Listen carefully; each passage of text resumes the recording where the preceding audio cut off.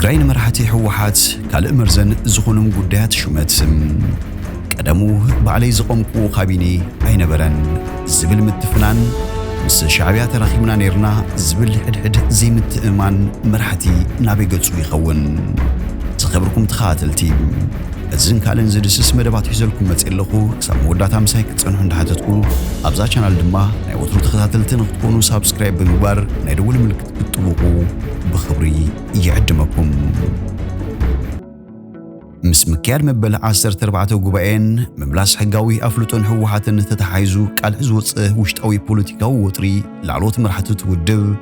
ብዝተፈላለዩ ምኽንያታት ኣጋጣሚታት ረስኑ እናወስኸ ይኸይድ ኣሎም ዶክተር ደብረጽዮን ገብረ ሚካኤል ዝምራሕ ሓደ ጉጅለ ሕወሓት ኣብ ጽባሕ ዘካየዱ ኣካታዊ ጉባኤኡ ነቲ ብፕሬዝደንት ግዚያዊ ምምሕዳር ትግራይ አቶ ጌታቸው ረዳ ዝምራሕ ካልእ ጉጅለ ላዕሎት መሪሕነት ንውድብ ኣይውክሉን ካብ ዝነበሮም ቦታ ላዕለዋይ መሪሕነት ኣልዕለዮም ኣለኹ ከም ዝበለ ይፍለጥ ኣብ ወንበረት ውድብ ዶክተር ደብረጽዮን ኣብ ዝሃቦ ጋዜጣዊ መግለጺ እውን ንውሳነን መደምደምታን መበል 14 ጉባኤ ደጊሙ ወግዓዊ ዝገበሩ ኮይኑ ኣብ ጉባኤ ዘይተሳተፉ ኣባላት ማእከላይ ንሕወሓት ብምውካል ኣብ ግዚያዊ ምምሕዳር ክቕጽሉ ከም ዘይክልዩ ኣነጺሩም ካልእ ወገን ዘለዋ አቶ ጌታቸው ዝርከብዎም ላዕሎት መሪሕነት ድማ እቲ ዝተኻየደ ኣካታዒ ጉባኤ ሕጋዊ ከም ዘይኮነ ብምግላጽ ምስልጣንን ውልቃዊ ረብሓን ገለ መራሕቲ ዝተኻየደ ውሳነታቱ ቅቡልነት ከም ዘይብሉ ይሕብሩም ምንቅስቃስ ሓደ ጉጅለ ስለ ዝኾነ ብጽንዓት ክቃለሶ ይኽብል ኣብቲ እዋን ተቃውሞ ዝገለጸ አቶ ጌታቸው ንዑን ካልኦት ንምእላይን ኮነ ተባሂሉ ብቁልጡፍ ዝተጸውዑ ጉባኤ ከም ዝኾነም ተዛሪቡ እምባሩ ይዝከር ፖለቲካዊ እንካን ሃባን መራሕቲ ሕወሓት እናተጓሃረም ኣብ ዝኸለሉ ዘሎ እዋን እዚ እዋን እቲ ኣብ ቀረባ መዓልታት ብፕሬዝደንት ጌታቸው ረዳ ዝካየድ ዘሎ ምሻምን ሙራድን ኣመሓደርቲ ዞባታት ኣብ ትረስኒ ተወሳኺ ነዳዲ ወሲኹሎም ምሁር ሕጊ ዩኒቨርሲቲ መቐለም ሓጋዚ ፕሮፌሰር የማነ ካሳ እዚ ምስ ሽመት ብዝተሓዘ ዝርአ ዘሎ ምስሓብ ውፅኢት ናይቲ ዝጸንሐ ፖለቲካዊ ወጥሪ ኮይኑ ስልጣን ንምቁፅጻር ዝግበር ምጉያይ ከም ዝኾነ ይገልጽ እዚ ኣብ መንጎ ናብ ክልተ ዝተመቐለ መሪሕነት ሓደ ውድብ ዝርአ ዘሎም ነዛ እምባይ መንወረሳም ዝዓይነቱ ኣካይዳም ንህዝቢ ኣብ ጎንኻ ንምስላፍ ብዝካየዱ ሰልፍታት እናተዓጀበ ናብ ዝለዓለ ሓደገኛ ጠርዚ ይሰጋገር ከም ዘሎን ይኣመን በዓል ሞያ ሕጊ ተኽሊት ገብረ መስቀል እውን ብተመሳሳሊ እቲ ውጥጥ ናብ ጫፍ ይበጽሕ ከም ዘሎ ዘመልክቱ ምልክታት ይረኣዩለው ብምባል መሪሕነት ሕወሓት ንትግራይን ህዝባን ከምኡን ንባዕሎም ሓደጋ ኣብ ምጽዋዕ ከም ዘለው ስጋቱ ኣቐሚጡ እዩ ሕወሓት ኣብ ጉዳይ ግዚያዊ ምምሕዳር ዘልዕሎ ዘሎ ክትዕ ተጸዋዕነት እቲ ምምሕዳር ንፌደራል መንግስቲ ጥራይ ዘይኮነስ ንውድብናውን እዩ ምኽንያቱ ንሕናውን ተደራደርቲ ኢና ዝብል ክኸውን ከሎም እቲ ዝቆመ ግዚያዊ ምምሕዳር ድማ ብተዋጽኦ ዝቆምኩ ስለ ዝኾንኩ በቐንዱ ተጸዋዕነተይ ንፌደራል እዩ ዝብል መርገጽ ኣለዎ ክብል የረድዕ ብወገን እቲ ኣብ ግዚያዊ ምምሕዳር ዝውክልዎም ኣባላት ማእከላይ ኮሚቴ ኣልዕለዮም ኣለኹ ዝብል ዘሎ ክንፊ ሕወሓት ብመንግስቲ ፌደራልን ካልኦት ትካላትን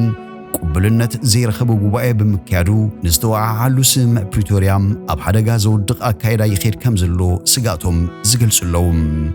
እዚ ሕወሓት ምስ ጉዳይ ሽመት ብዝተተሓሓዝ ዘልዕሎ ዘለዎ ተቃውሞ ምስ መንግስቲ ፌደራል ናብ ግጭት ዘእትዎም ብናይ ወጻኢ ኣካላት እውን ካብ ስምዕ ፕሪቶርያ ወጻኢ ትኾኑ ኣለኹም ተባሂሎም ናብ ወሰን ዝድፍኡሉ ኩነታት ዘኸትልዩ ይብል በዓል ሞያ ሕጊ ተኽሊት እዚ ክትዕ ምሻምን ምልዓልን ብግብሪ ዝተረኣየሉ እዋን ቅድሚ 10 ኣዋርሕ ኣቢሉ ነይሩ አቶ ጌታቸው ረዳ ኣብ ዝሓለፈ ሕዳር 2023 ንኣርባዕተ ላዕሎት መራሕቲ ሕወሓት ማለት ብምክትል ርእሰ ምምሕዳር ኣማኻሪ ህዝባዊ ምልዓል ዝገበረ አቶ ዓለም ገብረ ዋህድ ቺፍ ካቢኔ ሴክሬታሪ ግዚያዊ ምምሕዳር ዝነበረ አቶ አማኑኤል አሰፋ ኣመሓዳሪ ዞባ ደቡብ ምብራቕ ዝነበረት ወይዘሮ ሊያ ካሳን ኣመሓዳሪ ዞባ ሰሜን ምዕራብ አቶ ተኽላይ ገብረ መድህንን ኣብቲ ክልላዊ ምምሕዳር ካብ ዝነበሮም መዝነት ከም ዝሰጎገ ይዝከር ብፍላይ ኣመሓደርቲ ዞባታት ሰሜን ምዕራብ አቶ ተኽላይ ገብረ መድህንን ደቡባዊ ምብራቕ ወይዘሮ ሊያ ካሳን ካብ መዝነቶም ከም ዝተላዕሉ ካብ ዝግለጽ ኣዋርሕ እኳ እንተተቖጸረ ኣብ ክንዶም ካልኦት ኣይተሾሙን ጸኒሖም ኣብ ዝቐረባ መዓልታት ግን ንኽልቲኦም ዝትክኡ ኣመሓደርቲ ዞባታት ሽመቶም ወግዓዊ ምስ ተገበረ ተወሳኺ ኣካታዒ ዛዕባ ኮይኑ ቀፂሉሎም እቶም ሽመቶም በግዚያዊ ምምሕዳር ትግራይ ወግዓዊ ኣብዝ ተገብረሉ እዋን ሕወሓት በጎኑ ብስም ሓላፊ ቤት ጽሕፈት ወይዘሮ ፈትለወርቅ ገብረ እግዚአብሔር ኣቢሉ ኣብ ዘርግሖ ወግዓዊ ደብዳቤ ዘይሕጋዊ ምደባታትን ምልዓል ሓላፍነትን ክብል ተቃውሞ ገሊጹ እዩ። በግዚያዊ ምምሕዳር ትግራይ ክካየድ ዝጸንሐም ኣብ ልዕሊ ኣመራርሓ ሕወሓት ዘነጻጸረም ካብ ስልጣን ምልዓል ትካላዊ ኣሰራርሓ ውድብና ብምጥሓስ ንውድብና ናብ ሓደጋ ዘእተወ ከም ዝነበረ ዝረኣናዮ ሓቂ እዩ ይብል እቲ ናብ ኩለን ዞባታት ወረዳታትን ዝርከባ ኣብያተ ጽሕፈት ሕወሓት ዝተጻሕፈ ደብዳቤ ወሲኹ ንሕወሓት ወኪሉ ኣብ ግዜያዊ ምምሕዳር ሓላፍነት ሒዙ ዝጸንሐ ኣካል ብደዋኒኑ ዘካየዱ ዘሎ ምደባን ምልዓልን ኣመራርሓን ንሕወሓት ንምፍራስ ዝዓለመ ሸርሒ እዩ ክብል ይኸስስ። እቲ ብወይዘሮ ፈትለወርቅ ዝተጻሕፈ ደብዳቤ ቀደሙ ባዕለይ ዝቆምክዎም ካቢኔ ኣይነበረን ከይብል ንኽልተ ዓመት ዝተኻየደ ደማዊ ኩናት ደው ዘበለ ውዕል ፕሪቶርያ ሲዒቡ ኣብ ትግራይ ክቃወም ዝገበረ ግዜያዊ ምምሕዳር ብዕድመ ብግዜ ዝተገደበ እዩ ነይሩ እንተኾነ ዓመትን ፈርቓን መሊእዎ ኣሎ። እቲ ግዜያዊ ምምሕዳር ክመርሕ ብፕሬዝደንትነት ዝተሸመ ኣቶ ጌታቸው ረዳ ኣነ ምስ መጻእኹ ዘጣየስኩ ሓድሽ ካቢኔ የለን ዝጸንሐን ዶክተር ደብረጽዮን ገብረ ሚካኤል እንተዝምረጽ ሒዞ ዝቕጽል ዝኽእል ካቢኔ እዩ ነይሩ ክብል ኣብቲ ቅድሚ ሰሙናት ምስ ቴሌቪዥን ድምፂ ወያነ ዝገበሩ ቃለ ምሕትት ተዛሪቡ ነይሩ። ሕወሓት ዋላውን ኣብ ግዜ ምምሕዳር 50 ተደምሮ ሓደ ብጽሒት ይሃልዎም እዚ ግን ገዛእ ውድብ ክገብሮ ኣይክእልን ዝበለ ኣቶ ጌታቸው ሽመት ንምሃብን ንምውራድን ዝኽእል ሕጋዊ ስልጣን ከም ዘለዎ ገሊጹ እንተኾነ እከለ ኣብዚ መደብ ዝብል ጸጥታቲ በጽሖ ከም ዝነበረ እዩ ተዛሪቡ። ናተይ ገጋ ዝሰርሕን ዘይሰርሕን ገምጊምካ ክልዓል ዝግብኦ ክልዓል ዘይምግባር እዩ። ወርሕዲ ክጸንሕ 3 ወርሕዲ ብዘይገድስ ነቲ ካብ ምግባር እንድሕሪት ኣይክብልኔም ስራሕ ዘይሰርሕ ሰብ ከተልዕልን ከለኻ ንምንታይ ትበሃል ንዝበጽሖ ኢድኣታውነት ኣረዲኡ ንሕጋዊ ስልጣኑን ሓላፍነቱን መሰረት ብምግባር ሕማቕ ተራእይዎምን ንዝበሎም ሽመኛታት እናኣለየም ብኻልኦት ይትክእ ከም ዘሎ ዝገልጽ በኣቶ ጌታቸው ዝምራሕ ግዜያዊ ምምሕዳር ፖለቲካዊ ውድባዊ መንግስታዊ ምምሕዳርን ክትውሕዝ ከም ዘይብሉ ይምጉት። እቲ ፕሬዝደንት ግዜያዊ ምምሕዳር ሽመት መንግስታዊ መሓውር ከም ትቕድሚ ሎሚ ዝግበር ዝነበረም ካብ ቤት ጽሕፈት ዝማእኸለ ክኸውን ከም ዘይብሉን በተደጋጋሚ ክገልጽ ይስማዕ። ዶክተር ደብረጽዮን ወይዘሮ ፈትለወርቅ ዝምራሕ ክንፊ ሕወሓት ኣብ ምቋም ግዜያዊ ምምሕዳር ልዕሊ 50 ሚታዊት ብጽሒት ከም ዘለዎም በተደጋጋሚ ካብ ምግላጽ ብተወሳኺ ነቲ በኣቶ ጌታቸው ዝፍጸም ምሻም መሪሕነት ሓላፍነት ኣብያተ ዕዮን ብትሪኽ ቃወም ይስማዕ እዩ። ብፍላይ ድሕሪ ምክያድ ጉባኤ ንበዓል ጌታቸው ካብ ኣባልነት ማእከላዊ ኮሚቴ ከም ዘውፅኦም ወግዓዊ ድሕሪ ምግባሮም ነቲ ዝወሃብ ዘሎ ሽመትን ምልዓል ነባርነት መሪሕነትን ሕጋዊ ኣይኮነን ብምባል ተቃውሞኦም ይገልጹ ኣለዉ። እዚ ምትፍናን መራሕቲ ሕወሓት ነቲ ኣብዚ እዋን ስቕታ ዝመረጸ ዝመስል መንግስቲ ፌደራል ካልእ ኣማራጭታት ውሳነታትን ኣብ ትግራይ ንኽፍጽም ዕድል ዘመቻችእ ከይከውን ስክፍቱ ዝገልጽ ሓጋዚ ፕሮፌሰር የማነም ንትግራይ ዘዳኸመን ተወሳኺ ስግኣት ዝኽትልን እዩ። መንግስቲ ፌደራል ቀደሙን ኢዱ ኣእትዩ ሕጂ ድማ ብዝያዳ ማዕጾ ተኸፊቱሎ ይብል። ኣብዚ ከይዲ መንግስቲ ፌደራል ናብ መን እዩ ክውግን ዝብል ወሳኒ እዩ ዝኸውን ንናይ ወገን እዩ ክድግፍ ዝብል ምግማቱ ኣጸጋሚ እዩ። ትግራይ ተመሊሳ ናብ ኣዲስ ኣበባ ከተንቃዕርር ዘይኮነስ ኣብ መንጎ ቤት ጽሕፈት ሕወሓት ቤት ጽሕፈት ግዜያዊ ምምሕዳርን ምትፍናን ክቕጽልን ዝደሊ ይመስል ክብል ወሲኹም ሕገ መንግስቲ ብሄራዊ ክልላዊ መንግስቲ ትግራይ ኣዋጅ ቁጽሪ 45 ዝባር 1994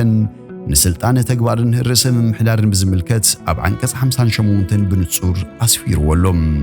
እዚ ኣዋጅ ቅድሚ ኩናት ኣብ ዝነበረ እዋን ኣብ ትግራይ ዝቃወመ መንግስቲ ዝምራሓሉ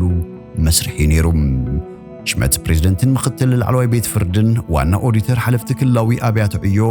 ከምኡውን ዋና ኣማሕደርቲ ዞባታት ወረዳታትን ናብ ቤት ምኽሪ ብምቕራብ ከም ዘጽድቕ ብንጹር ይቐመጥ እዩ። እንተኾነ ኣብዚ እዋን ኣብ ትግራይ ባይቶ ወከልቲ ህዝቢ ወይ ከዓ ቤት ምኽሪ ኣብ ዝፈርስ ካብ ምዛም ኩናትን ድሓር ኣስታት 4 ዓመታት ኣውፂሩሎም ምሁር ሕጊ ዩኒቨርሲቲ መቐለም ሓጋዚ ፕሮፌሰር የማነ ካሳም እቲ በኣቶ ጌታቸው ዝምራሕ ግዜያዊ መንግስቲ ብመሰረት ዝጸንሐ ክልላዊ ኣዋጅ ይሰርሕ ከም ዘሎ እዩ ዝዛረብ። ድሕሪ ኩናት ባይቶ ትግራይ ስለ ዝፈረሰም ሓድሽ ኣዋጅ ወፂኡ ግዜያዊ መንግስቲ ተጣይሱ እዩ። ግን ድማ እቲ መንግስቲ ፌደራል ንመጣየሲ ግዜያዊ መንግስቲ ትግራይ ብዝብል ዘውፅኦ ደንቢ 533 ብዝርዝር ንስልጣን ፕሬዝደንትነት ዘረድኡ ኣይኮነን ይብል። እዚ ምኽንያት እቲ ዝጸንሐ ክልላዊ ኣዋጅ ኣብ ግብሪ ይውዕል ከም ዘሎ ብምሕባር እዚ ድማ ሙሉእ ብምሉእ ነቲ ፕሬዝደንት እዩ ስልጣን ዝህቦም ሙሉ ስልጣን መሃቡ ቁኑዕ ድዩ ኣይኮነን ዝብል ካለ ኣዘራራቢ ጉዳዩ ስለዚ እቲ ግዜያዊ ምምሕዳር በዚ ኣዋጅ እዚዩ ዝፍጽም ዘሎ ኢሉ ኣብዚ እዋን ብቐንዱ ኣመሓደርቲ ዞባ እዩ ዝሸውም ዘሎ እቲ ጸንሐ ኣዋጅ ክልላዊ መንግስቲ እውን እቲ ፕሬዝደንት ይሸውም እዩ ዘሎ ስለዚ ምሻምን ምውራድን ናይቲ ፕሬዝደንት እዩ ምናልባት ከም ውድብ ብኸመይ እንተሾምና ይሓይሽ ኣብ ዝብል ምርዳእ ክገብሩ ይኽእሉ እዮም ክብል የረድእ ስለዚ እቲ ኣብዚ እዋን ኣነ እንተ ዘይሾምኩልካ ወይ ምሳይ ተማኺርካ ኣይኸውንን እናበልካ ዝግበር ዘሎ ተግባራውነት ሕጋውነት ዘለዎ ኣይኮነን ከም ምጥያስ ሕጊ እዩ ዝውሰድ ክብል ተዛሪቦም ኣብ 2015 ብኣቋፅራ ግእዝ ዝተዳለወ ግዜያዊ ምምሕዳር ትግራይ ዝተጣየሱ ኣዋጅ ካብቲ ኣብ ዘመነ ኢህወዴግ ዝወፅእ ዝተወሰደ ምዃኑ ዝሕብር በዓል ሞያ ሕጊ ተኽሊት ገብረ መስቀል ኣፈላላዮም ግን እቲ ነባር ኣዋጅ ኣብ ክልላት ተሃገር ግዜያዊ ምምሕዳር ምጥያስ ኣብ ዘድልየሉ ኩነታት ፌደራል መንግስቲ ዘፈጽሞ ክኾን እንከሎም እቲ ናይ ሕጂ ግን ክልተ ተደራደርቲ ኣካላት ህወሓትን መንግስቲ ፌደራልን ብጽሒት ሃልይዎም ዘቕምዎ ምምሕዳር ምዃኑ እዩ ክብል የረድእ ህወሓት ከም ሓደ ተደራዳሪ ኮይኑ ነቲ ግዜያዊ ምምሕዳር ከም ዘቆመ ናብ ሕቶ ዝእቱ ከም ዘይኮነም ዛረብ ተኽሊት እቲ ብሓደ ወገን ዘሎ ጉጅለ መሪሕነት ህወሓት እቲ ግዜያዊ ምምሕዳር ብስምዕ ዝመስረትዎ እዩ እቲ ብኻልእ ዘሎ ገጽ ንግዜያዊ ምምሕዳር ዝመርሕ ዘሎ ጉጅለ ህወሓት ድማ ንሕጊ ስርዓትን ትካላት ኢትዮጵያ ኣኺቢሩ ዘይከይድ ህወሓት መስራቲ እቲ ምምሕዳር ኣይኮነን ዝብል ሙገት እዩ ዘልዕል ዘሎ ብሓፈሻ ክርአ ከሎ ግን እቲ ዝፍጸም ዘሎ መሃበ ሽመትን ምውራድን ሕጋዊ መሰረት ዘለዎ እዩ ክብል ምስ ሓሳቢ ሓጋዚ ፕሮፌሰር የማነ ዝሰማማዕ መደምደምታ ይኸምጥ